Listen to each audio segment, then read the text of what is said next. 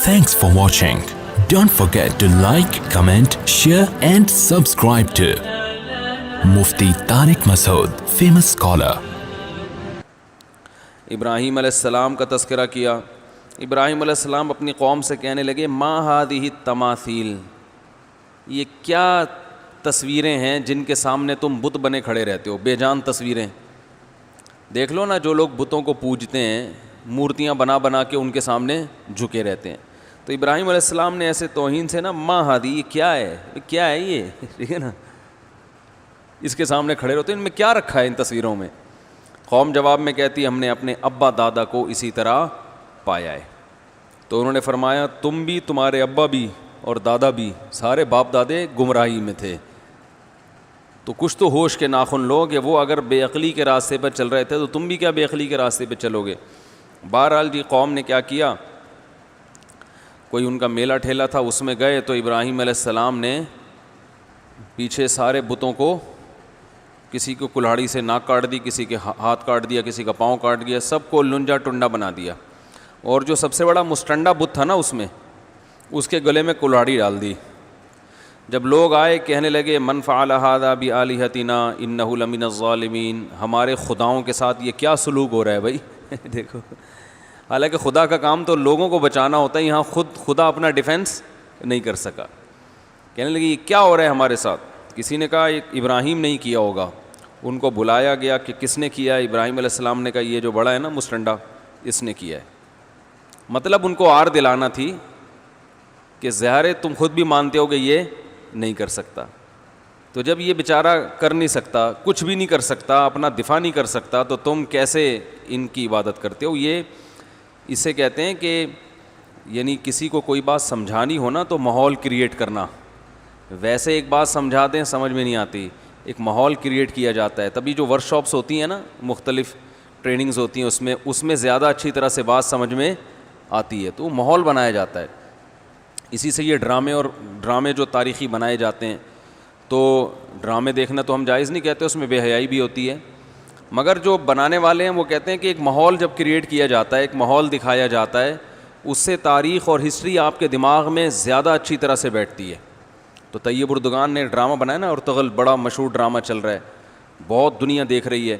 تو میں ڈراموں کو جائز نہیں کہتا، لیکن جو لوگ فلمیں دیکھ رہے ہیں، پہلے سے بے حیائی کے کاموں میں پڑے ہوئے ہیں اور غلط چیزیں دیکھ رہے ہیں، تو ہم ان کو کم از کم یہ مشورہ دیتے ہیں کہ یار انڈین فلمیں دیکھنے سے بہتر ہے یہ جو آج کل وہ ڈرامے جو ہمارے فیملی سسٹم کو تباہ و برباد کر رہے ہیں، جب تم نے دیکھنا ہی ہے تو کم از کم ایک کم درجے پر آ جاؤ نا، اس کو دیکھ لو.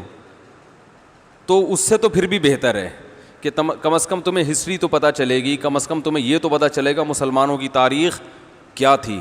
اور ایسے صرف دعاؤں سے کام نہیں بنا، انہوں نے بڑی بڑی قربانیاں دی ہیں. سلطان محمد فاتح نے بہت بڑی قربانی دے کے قسطنطینیہ فتح کیا تھا. دنیا کی سب سے بڑی توپ بنائی تھی اس نے. اور آج ہماری صرف باتیں توپ ہیں، باتیں ایسی کریں گے جیسے بہت بڑی توپ ہیں ہم. کوئی عمل ہمارے کیا ہیں؟ زیرو. نہ سائنس میں آگے، نہ ٹیکنالوجی میں آگے، نہ مذہب میں آگے.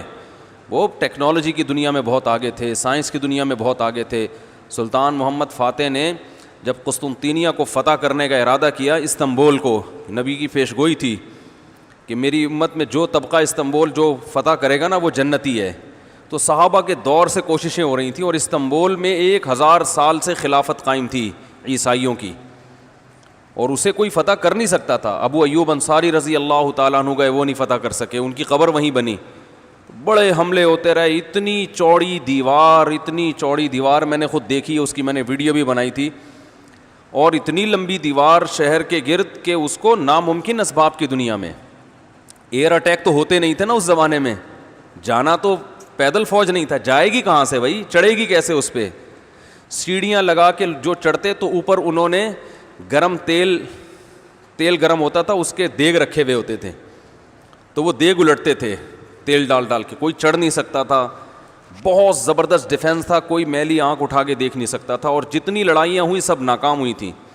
سلطان محمد فاتح نے کہا بھائی نبی نے خوشخبری دی ہے، ہم فتح کر کے چھوڑے گا. پھر وہ مشہور واقعہ ہے، اس نے کیا کیا کہ خشکی میں کشتیاں چلا دیں، سارے جانور راتوں رات ذبح کیے، ان کی چربی پگھلا کے پتھروں پہ بچھائی گئی ہے، اس پہ سمندری جہاز بٹھا کے وہاں میں جب ترکی میں گیا ہوں تو اب دیکھو یہ چیز کتابوں میں بھی بتائی جا سکتی تھی نا، لیکن وہاں طیب اردگان نے کیا کیا ہے، میوزیم بنائے ہیں، ان میں یہ پورا منظر دکھایا جاتا ہے. خدا کی قسم ایسا ایمان بڑھتا ہے کہ چیخیں مارنے کا دل کرتا ہے. ایسی جو علماء بھی گئے ہیں نا، بنوری ٹاؤن کے ایک شیخ الحدیث گئے تھے، وہ کسی نے بتایا وہ رو رہے تھے چیخیں مار مار کے. جو جاتا ہے یہ منظر ہوتا ہے، وہ جب دکھاتے ہیں نا اپنی آنکھوں سے، بھائی کیا منظر، اور کیسے وہ کشتیوں کو راتوں رات خشکی پہ لے کے چلے ہیں، اور خشکی پہ لے جا کے پیچھے سمندر میں اتارا، اور سامنے سے بھی اٹیک اور پیچھے سے بھی اٹیک. انگریزوں نے لکھا ہے، گوروں نے ہسٹری میں، کہ یہ اسباب کی دنیا میں ممکن نہیں ہے. بہت بڑا کارنامہ انہوں نے سر انجام دیا، اور راتوں رات. تو یہ ہماری تاریخ تھی جس کی وجہ سے ہمیں عروج ملا تھا. آج ہم صرف پیڑے کھا رہے ہیں، باتیں ٹھوک رہے ہیں بیٹھ کے. صحیح ہے نا؟ بزرگوں پہ طنز، علماء پہ اعتراضات، ایک دوسرے پہ کیچڑ اچھالنا، فرقہ پرستی، ان چیزوں میں ٹائم ضائع ہو رہا ہے، اور کوئی موٹیویٹ کرنے والا نہیں ہے. کوئی تعمیری کام کرنے والے لوگ بہت تھوڑے رہ گئے ہیں، اور ٹیکنالوجی کی طرف تو توجہ ہی نہیں ہے. یونیورسٹی میں جو لڑکا مذہب پہ چلتا ہے، سب کی بات نہیں کر رہا، ایجوکیشن میں سب سے پیچھے وہی ہوتا ہے عام طور پہ. اسی کی شکایتیں آ رہی ہوتی ہیں. یہ چونکہ نمازی ہے لہذا نمبر سب سے کم اس کے آتے ہیں. نمازی کے نمبر تو زیادہ آنے چاہیے بھائی. جو تبلیغ میں وقت لگاتا ہے اس کو تو ایجوکیشن میں زیادہ آگے ہونا چاہیے. یہ تو ہمارے مذہب کا حصہ ہے. صحابہ کرام نے جو ملکوں کے ملک فتح کیے، اور جو ہمارے تاریخ میں فاتحین ملتے ہیں، سب سے پہلا بحری بیڑا حضرت معاویہ نے بنایا ہے. سمندر پہ سب سے بڑی فوج جو اس وقت اتاری ہے، وہ کس نے اتاری ہے؟ حضرت معاویہ رضی اللہ تعالی عنہ نے. اور نبی نے پیشگوئیاں سنا دی تھی پہلے کہ سمندر کی لڑائی ہوگی، اس میں جو شہید ہوگا اسے میں جنت کی خوشخبری دیتا ہوں. اور آپ صلی اللہ علیہ وسلم نے سمندر میں شہید ہونے والے کو زیادہ بڑا شہادت کا درجہ عطا فرمایا. میں نے تو سمندری لڑائی کے فضائل پر احادیث جمع کی تھیں. ایک میرا بیان ٹوٹلی اسی پر ہوا تھا کہ سمندری لڑائی کتنی اہم ہے. نبی کو معلوم تھا میری امت سمندروں پہ بھی چلے گی. سمندر پہ چلنا ٹیکنالوجی کے بغیر ممکن ہے کیا؟ پھٹے لگا کے بیٹھ جاؤ گے اس پہ کہ ملاحوں کو بلاؤ گے، یار تم مچھلیاں پکڑتے ہو، 2-4 پھٹے یہاں بھی. او بھائی لڑنا ہے اس پہ تو سامنے والا بھی لڑے گا. تو نبی صلی اللہ علیہ وسلم فرمایا جو سمندری لڑائی ہے، جو شخص سمندر میں جہاد کرے گا، اس کے جو چکر آئیں گے نا، اس پہ بھی اللہ اس کو اجر دے گا. بڑی خوشخبری ہیں اس کے گناہوں کی معافی کی. کیونکہ آپ کو پتا تھا کہ امت جب تک سمندر پہ کو فتح نہیں کرے گی اور سمندر پہ سفر نہیں کرے گی، یہ اس دنیا پہ حکومت نہیں کر سکتی. تو حضرت معاویہ نے جو پہلا بحری بیڑا بنایا، اس کے امیر کو امیر البحر کہتے تھے. بحر کہتے ہیں سمندر. یہ امیر البحر کی ٹرم یہ انگلش میں منتقل ہوئی ہے، جس کو ایڈمرل کہا جاتا ہے. بہت ساری فوجی اصطلاحات اور سائنسی اصطلاحات عربی سے انگلش میں ٹرانسفر ہوئی ہیں، عربی سے انگلش میں گئی ہیں. آج میڈیکل سائنس میں بہت سے الفاظ ایسے ہیں جو عربی سے انگلش، مسلمان سائنسدانوں کے تھے وہ، لیکن اب دیکھو حال کیا بنا دیا. ایک نمبر کے سست نمازیوں کی حالت تو دیکھ لو جا کے. سب سے سست ترین جو ہوگا وہ دیندار بنا ہوا ہوگا. سب کی بات نہیں کر رہا. ڈاکٹروں میں ہم نے بڑے اچھے اچھے دیندار دیکھے ہیں، سائنسدانوں میں، ایٹمی سائنسدانوں میں تو دیندار زیادہ ہیں الحمدللہ. لیکن میجورٹی کی بات کر رہا ہوں کہ پتہ نہیں کہ ہمارے ذہن میں یہ کچھ ایسا کسی نے، شیطان نے بات ڈال دی ہے کہ ہم نے صرف جو ہے ایک طرف کو فوکس کیا ہوا ہے، دوسری طرف کو ہم نے بالکل نظر انداز کر دیا ہے. تو بھائی جس طرح سے دین کی تعلیم انتہائی ضروری ہے، اس کی کوئی اس کی اہمیت کی کمی کا انکار نہیں کر سکتا. انگریز جو تباہ ہو گئے نا، فیملی سسٹم تباہ ہو گیا، زنا معاشرے میں پھیل گیا، والدین اولڈ ہوم میں، وہ وجہ کیا؟ مذہب نہیں ہے نا، مذہبی تعلیم نہیں ہے. لیکن ہم جو معاشی لحاظ سے تباہ ہو گئے اور ترقی میں پیچھے رہ گئے، وجہ کیا ہے؟ مادے پہ محنت نہیں کی ہے. تو دونوں محنتیں ضروری ہیں. داؤد علیہ السلام کو روحانی ترقی بھی ملی اور اللہ نے آپ کے ہاتھ میں لوہا بھی پگھلایا. کیوں پگھلایا؟ تاکہ لڑیں. کیونکہ صرف نمازوں سے لڑائی ممکن نہیں ہے. ذکر کرتے تھے نا داؤد علیہ السلام، چاروں طرف سے پرندے جمع ہو جاتے تھے، ایسی خوبصورت آواز میں تلاوت کرتے تھے، ذکر کرتے تھے. وَالطَّيْرَ مَحْشُورَةً كُلٌّ لَهُ أَوَّابٌ. قرآن کہہ رہے پرندے، اور یا جبالو اوبی ماہو والطیر، جب اللہ کا ذکر کر رہے ہیں پہاڑوں سے بھی لا الہ الا اللہ کی آوازیں آتی. یہ ذکر تھا, لڑنے کے لیے یہ نہیں ہے کہ اے داؤد ہم نے آپ کو ذکر بھی دیا اور آپ جو ہے روزے بھی رکھتے ہیں اور تہجد بھی پڑھتے ہیں, لہذا اب آپ کو تو اسلحہ بنانے کی ضرورت نہیں ہے, ویسے ہی فتح ہو جائے گی ایمان کی طاقت سے. نا نا نا نا نا, زرہیں بناؤ, قدر فی السرد, صحیح ہے نا, کڑیاں بناؤ, فوج تیار کرو, لڑائی کے لیے اصول بولتے کیوں نہیں بھائی, کچھ اور ہیں. تو دونوں چیزیں نہیں ہیں. داؤد علیہ السلام, سلیمان علیہ السلام کے گھوڑے بھی تو تھے, انہیں کیا ضرورت تھی گھوڑوں کی بھائی؟ کہتے میں اللہ کے اتنا عبادت گزار ہوں, میں اسباب اور وسائل کیوں, میں مسلح بچھاؤں گا, دعا مانگوں گا, ملک فتح ہو جائے گا.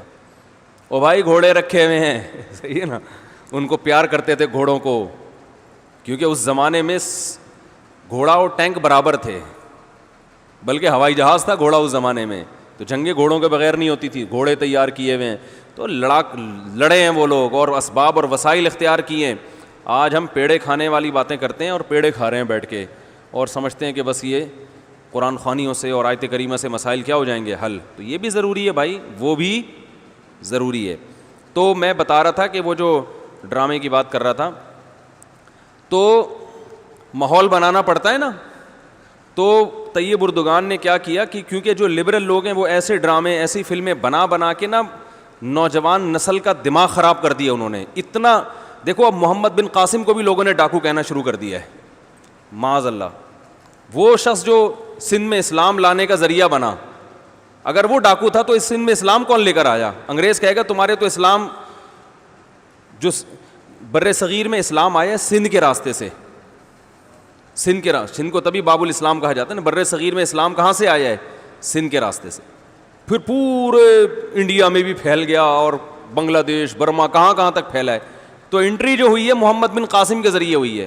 پروپیگنڈا دیکھو, وہ بھی چور, وہ بھی معاذ اللہ وہ بھی ڈاکو, محمود غزنوی بھی ڈاکو. وجہ کیا ہے؟ جس کے ہاتھ میں میڈیا ہوگا نا چلے گی اور سنی اسی کی جائے گی, آپ جو کچھ بنا کے پیش کر دیں. تو طیب اردگان نے کہا بھائی ان کو انہی کی زبان میں جواب دینا ہے. ناول لوگ نہیں پڑھتے, رسالے نہیں پڑھتے لوگ, تو نوجوان طبقہ فلمیں ڈرامے دیکھتا ہے. تو اس نے کہا ڈرامہ بناؤں گا, اور ایسا بنا کے دکھایا کہ آج رپورٹیں یہ آ رہی ہیں بہت سے غیر مسلمان ہو چکے ہیں. تو میں عام لوگوں کو ڈرامہ دیکھنے کا مشورہ نہیں دیتا, اس میں عورتیں بھی ہیں اور کچھ کہا جاتا ہے, میں نے نہیں دیکھا وہ ڈرامہ, بے حیائی کے مناظر بھی ہیں. لیکن میں ان لوگوں کو جو غلط چیزیں دیکھ رہے ہیں ان سے کہتا ہوں یار کچھ دیکھنا ہی ہے تو پھر ادھر دیکھ لو, جو نہیں دیکھ رہے وہ کچھ بھی نہ دیکھیں, وہ پھر اس کے بعد پھر آگے بھی جائیں گے, وہ یہ دیکھ کے پھر وہ ان کو شوق پیدا ہوگا ذرا فلمیں بھی دیکھیں. اور جو نہیں دیکھ رہے وہ تو بچے رہے ہیں, جو دیکھ رہے ہیں تو بری چیزیں دیکھ رہے ہیں تو بھائی یہ دیکھ لو پھر, تو اس سے کم از کم ایک کریٹیو سوچ پیدا ہوگی تمہاری, اور کم از کم ایک تعمیری سوچ پیدا ہوگی, مسلمانوں کی ہسٹری کا تمہیں پتہ چلے گا. تو اردگان کی سوچ چونکہ یہ تھی اس لیے اس نے وہ کر دیا, اور اس سے بہت لوگ پریشان ہیں اس ڈرامے سے. یعنی اس سے جو اسلام دشمن قوتیں پوری دنیا میں پابندی لگانے کی کوشش میں لگی ہوئی ہیں. ابن تیمیہ رحمہ اللہ کا قول ہے نا, تمہیں باطل کی پہچان نہ ہو نا کہ حق کیا ہے اور باطل کیا ہے, تو دیکھ لو باطل کے تیروں کا رخ کس طرف ہے. سارے باطل جس کے پیچھے پڑے ہوئے ہو نا, سمجھ لو یہ کیا ہے, حق ہے, تو ان کو پتہ ہے اس کا اثر کیا پڑ رہا ہے. تو ماحول جو کریٹ کیا جاتا ہے, ماحول ایک قائم کیا جاتا ہے, اس سے جو لیسن ملتا ہے وہ ویسے زبانی سمجھانے سے نہیں ملتا. تو ابراہیم علیہ السلام سمجھاتے رہے, باز آ جاؤ, قوم باز نہیں آئی. تو ابراہیم علیہ السلام نے ایک ماحول کریٹ کیا, بتوں کو مستنڈا بنا کے کاٹ پیٹ کے. وہ بڑا والا جو بت تھا نا, سب سے بڑا مستنڈا نہیں بنایا, ٹنڈا بنایا. بڑا والا تو پہلے سے مستنڈا تھا, اس مستنڈا پتہ ہے کسے کہتے ہیں؟ ٹھیک ہے, اب یہ کراچی کی لغت ہے, پتہ نہیں باہر والے سمجھتے نہیں سمجھتے. ایک صاحب نے مجھے کہا یہ ہٹو بچوں کسے کہتے ہیں, بار بار پوچھ رہے تھے. اور میں نے کہا بچوں کا معنی بچوں, ہٹو کا معنی ہٹو. تو کہہ رہے ہیں تو بچوں ہٹو کہاں, بچے تو ہیں نہیں جو آپ ان کو ہٹا رہے تھے وہاں. میں نے کہا اس کے لیے آپ آؤ کچھ دن W11 میں بیٹھو, کراچی میں رہو کچھ دن, تو ہٹو بچوں انشاءاللہ. پھر کراچی سے جاؤ گے تو بولو گے کراچی ہٹو بچوں ہے. ٹھیک ہے نا, خود بخود بولو گے آپ, یہ لفظ کا مطلب سمجھ میں آ جائے گا آپ کے. تو وہ جو بڑا والا تھا نا, جو سب سے مستنڈا تھا, اس کے گلے میں کلہاڑا لٹکا دیا. لوگ پوچھ رہے ہیں بھائی یہ کس نے کیا؟ بولا اس نے کیا ہے. تو انہوں نے کہا یہ تو بول نہیں سکتا, یہ کیسے بتائے گا؟ تو جب انہوں نے خود کہا کہ یہ تو لقد علمت ما هؤلاء ينطقون, اے ابراہیم تجھے پتہ یہ بول نہیں سکتے, اب موقع مل گیا. ارے افل لکم, تم تباہ ہو جاؤ, برباد ہو جاؤ, جو کمبخت بول نہیں سکتا, اپنی صفائی میں ایک لفظ نہیں بیان کر سکتا, اپنا دفاع نہیں کر سکتا, تم اس کو پوجتے ہو. تو قرآن کہہ رہا ہے اس موقع پر ان کو شرمندگی ہوئی, اس موقع پر جو ہے نا ایک دم ان کو احساس ہوا, فرجعوا الی انفسہم قالوا انکم انتم الظالمون, تم تو بڑے ہی ظالم, اپنے آپ کو کہنے لگے.